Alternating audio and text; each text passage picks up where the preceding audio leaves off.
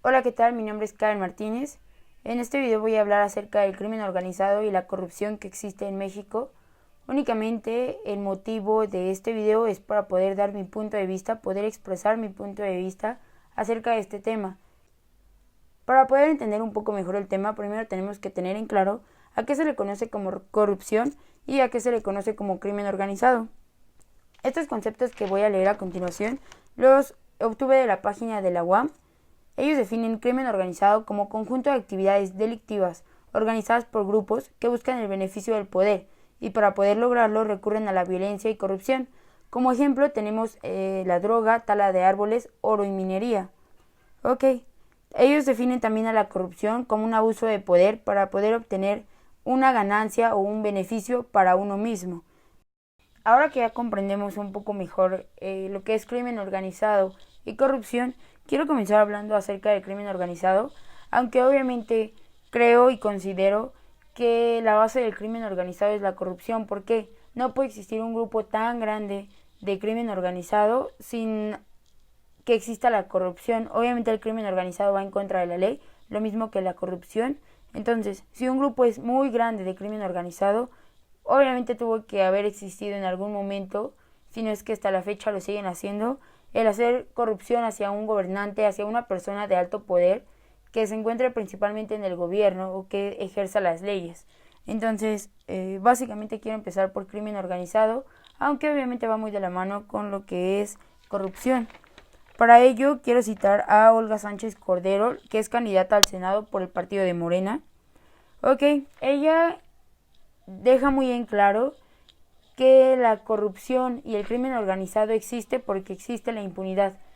En México existe la impunidad y esa es la principal razón y causa por la cual existe un crimen organizado y corrupción. Esta definición la obtuve de la Comisión Mexicana de Defensa de los Derechos Humanos y ellos definen la impunidad como falta de investigación y castigo de quienes cometen delitos y violaciones a los derechos humanos. Ok, básicamente, ¿por qué existe la impunidad? Principalmente me voy a ir a casos muy pequeños, cuando nos roban aquí en la Ciudad de México. ¿Qué pasa si, creo que a muchos nos ha pasado que nos han asaltado una vez, a varios en más de una ocasión, porque muchos tenemos ese pensamiento, esa creencia de, pues si voy a denunciar simplemente me van a tener ahí sentado, de todos modos no va a servir de nada, solo va a ser un papelito, voy a desperdiciar mi tiempo. Muchos ni siquiera se acercan. ¿Por qué? Porque tienen más bien una obligación de ir a un trabajo, a una escuela, y prefieren pues obviamente asistir hacia su trabajo o a la escuela en lugar de ir y levantar la demanda. Principalmente esa es la razón por la cual existe la impunidad, la cual cita Olga Sánchez Cordero, y yo también concuerdo mucho con esa idea. La impunidad es la base, aparte de la corrupción, para la cual o por la cual pues aparte de la corrupción existe el crimen organizado. Otro tema que está muy de la mano con el crimen organizado y con la corrupción es el hecho de la legislación de la cannabis. Bueno, básicamente voy a retomar palabras que vi y escuché en el canal del Senado acerca de Olga Sánchez. Ella fue la vocera de la propuesta para legislar la marihuana. Principalmente ella recalca mucho esta frase, dice, no estamos a favor de la liberación absoluta de las drogas, estamos a favor de las libertades y derechos mediante el control. En este caso se refiere mucho al uso de la cannabis. También ella dice que el combate contra la marihuana mediante las armas no es la solución, solo destruye familias. Brevemente coincido y concuerdo mucho con estas dos ideas, es por eso que las menciono mucho, porque ella deja muy en claro que no es abrirle las puertas a todas las drogas. No significa que por hacer eso ya le van a abrir al rato o en ese mismo momento las puertas a cualquier otro tipo de drogas, las más conocidas, cocaína, metanfetaminas, éxtasis, etcétera, etcétera, etcétera. Existen 1 millón de drogas.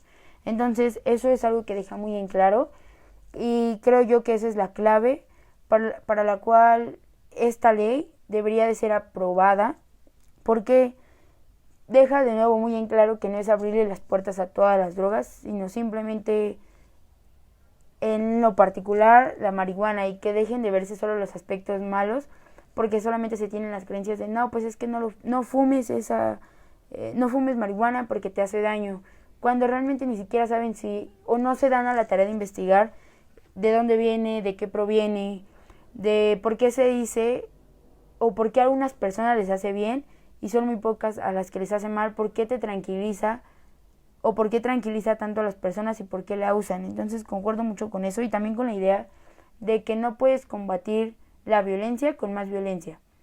Esa idea o ese pensamiento se dice mucho desde que eres pequeño. Si hay violencia, no des más violencia tú porque no se llegará a ningún acuerdo. Mejor entabla una comunicación con esa persona para llegar a un acuerdo. Concuerdo también mucho con esa idea. ¿Qué es lo que va a pasar, creo yo, desde mi punto de vista, cuando esta ley sea aprobada? Que realmente estoy casi segura de que va a ser aprobada. A lo mejor no ahorita, sino en un futuro. ¿Qué es lo que va a pasar? Básicamente va a pasar lo mismo que cuando el alcohol era prohibido, cuando los cigarros eran prohibidos. A lo mejor en un cierto tiempo, en meses, años, realmente no se sabe, muchas personas lo van a empezar a probar solo por el gusto. De ahí va a depender si unas se hacen dependientes a la cannabis y muchas otras no, lo mismo que pasó o pasa actualmente con el alcohol y con los cigarros. Porque sea legal poder beber alcohol, no en vías públicas, sino en un lugar donde está permitido, no significa que todos vayamos a ir a emborracharnos a ese lugar, a ser viciosos del alcohol. Simplemente significa que durante un momento o en el auge de ese producto va a llamar mucho la atención de los nuevos para probarla.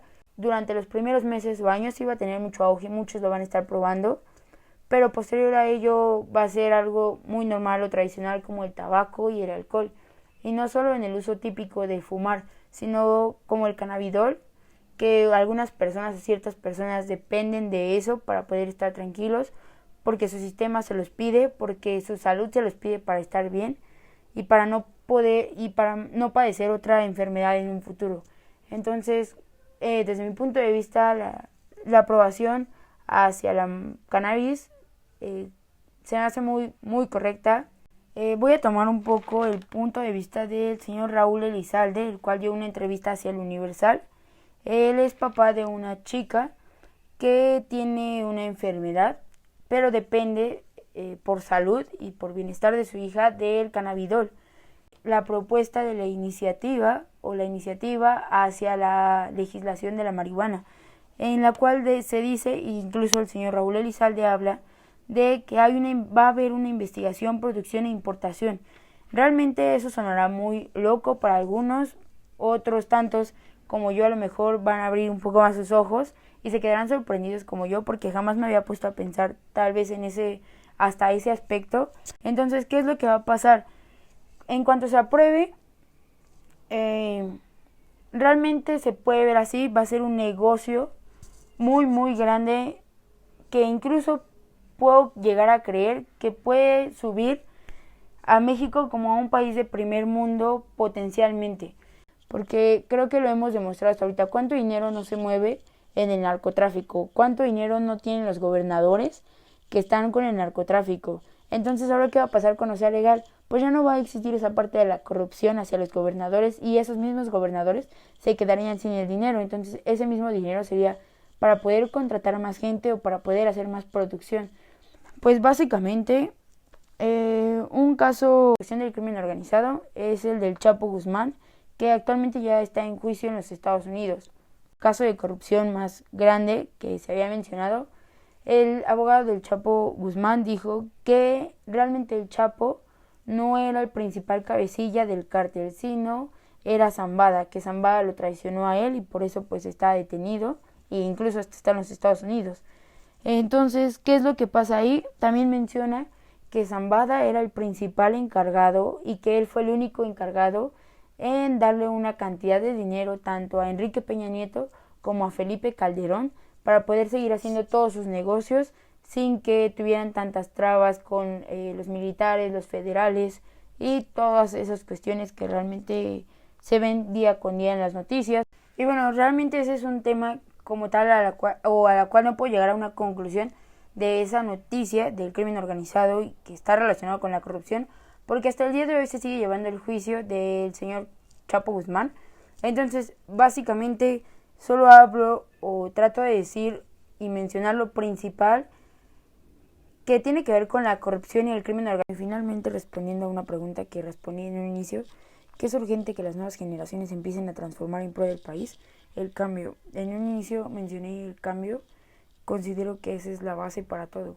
Si uno cambia desde adentro, así sea muy pequeño el cambio que tú hagas o el pequeño cambio que tú aportes a la comunidad donde vives, y no me voy muy lejos, o sea, a la comunidad me refiero tu familia, tus seres queridos. Cuando tú empiezas a hacer ese cambio lo notan los demás y los demás empiezan a agarrar ese cambio que tú hiciste para ellos mismos volver a hacerlo. Entonces considero que la principal base es el cambio. El cambio, como lo mencioné en el inicio, no esperar a que otros lo hagan, no esperar a que me impongan algo para cambiar, sino cambiar desde ahorita, no esperar a que las consecuencias ya sean muy malas para poder hacer el cambio.